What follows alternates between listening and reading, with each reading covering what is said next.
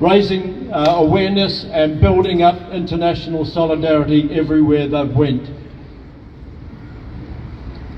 Our other two Floatilla boats are still caught in Turkey.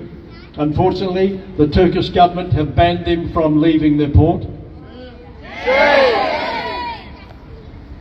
And the converted fishing boat that I was just talking about, called the Handala, is at the moment receiving much needed maintenance in Sicily.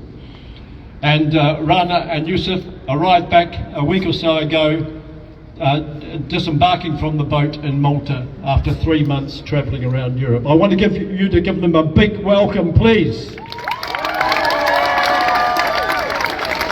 And if you want to find out more about the Freedom Flotilla, go to our website, kioragaza.wordpress.com. Youssef.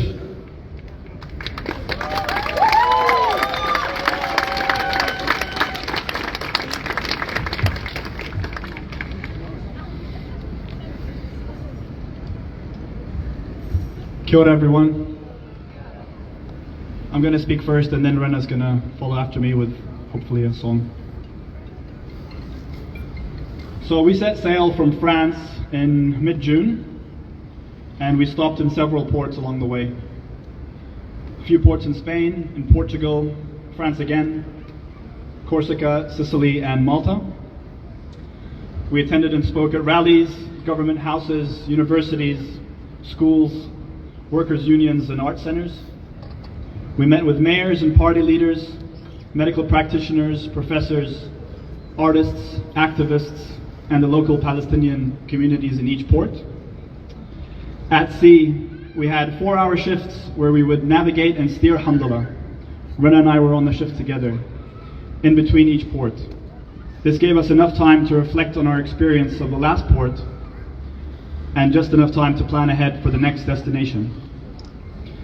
Needless to say, it was a heavy journey filled with intensity and emotion.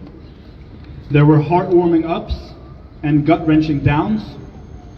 We were tossed around rough seas, but also enjoyed calm waters with visits from dolphins. We were extremely cold at first, and then we were blisteringly hot at the end, both physically and spiritually. We met some wonderful people, and there are too many stories to share right now and here, but I invite you guys to watch the videos that Rena and I posted on Instagram of our journey. We had always left Aotearoa hoping that there would be a ceasefire by the time we approached Palestine, and that we could actually make it to Gaza and deliver the support that our people desperately need, both practically in the form of the medical aid and emotionally by physically showing up in solidarity. As the journey progressed, and the genocide worsened, and the bombings didn't stop, and they have not stopped, our cargo ships in Turkey, as Roger mentioned, were not allowed to leave and meet us, leaving only Handala, our small Norwegian fishing vessel, carrying 17 passengers, alone in this mission.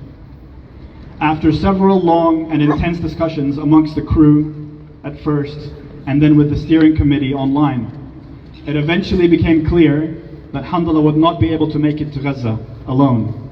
The dangers were simply too high. Every red line we can possibly think of has been crossed by Israel with impunity.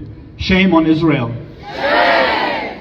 More UN personnel, reporters, healthcare workers have been murdered than in any other war since the creation of the UN. Shame! Shame! Do you remember when they denied bombing the first hospital in October? Yeah. Now there's no hospitals left in Gaza. Shame! Shame! What was to stop them from doing the same thing to us?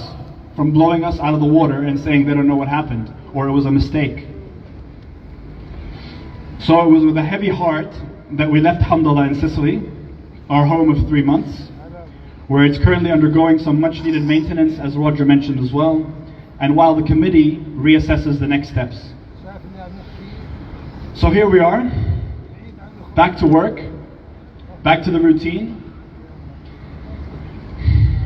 And the past 3 months feel like they were a dream. If you were to ask me what it's like to be back here now, as a Palestinian living in the diaspora who's just come back from this mission, I will tell you, my survivor's guilt makes it hard for me to breathe every day. I feel guilty that I'm here. I feel guilty that I have a safe house and a fridge full of food. I feel guilty because my family were forced into exile in 1948 and supposedly got me a better future or a better chance at life. Did it? For Palestinians in the diaspora, we're not here, but we're also not there. We have two choices: to try and find a way home, to then live under forced exile, apartheid, and settler violence in the heart of our homeland, where we yearn to be, or to live in voluntary exile as a resident alien in another country. Either way, to be a stranger in strange lands. I've been asked multiple times over the years, why don't you just make Aotearoa your home? You seem to have assimilated so well. Can't you just try to move on? Even if it had nothing to do with my ancestry, I choose to be Palestinian. I choose to be Palestinian because I believe in dignity, in justice, in humanity. I believe in perseverance and in resilience. I choose to be Palestinian, even though they don't play fair. Even after living through our Holocausts and Nakbas and Naksas, and now Gaza and the West Bank, and now Lebanon.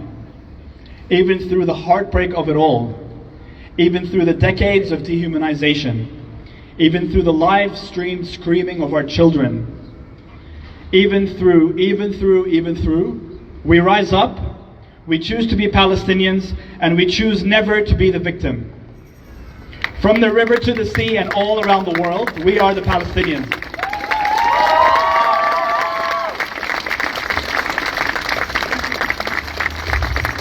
And in all honesty, many of us can't even process the depths of the depravity and the extent of abandonment that we feel. We're not okay. Your Palestinian friends, they're not okay. Please check on them. They might muster up a smile, but they're not doing okay. We feel as though we're stuck in a feverish dream, and we wake up every morning to find ourselves in it. It feels like the world should be in a state of emergency, yet outside of the rallies and the social media posts, nobody around us seems to notice. How do we cope? We don't. We push through the best way we can. We allow ourselves brief moments to rejuvenate our spirit. I find solace in the sea, in nature, and I surround myself with loved ones. Then I rejoin the fight for human rights. I choose to be a strong Palestinian. Our generation has been instilled with a moral, political, and ethical commitment to liberation, an unwavering hunger for telling the truth, and an unquenchable thirst for justice. We are fighting in Palestine, we are resisting all the way here in Aotearoa, we are alive all over the world, and we refuse to be erased, and we will not be erased.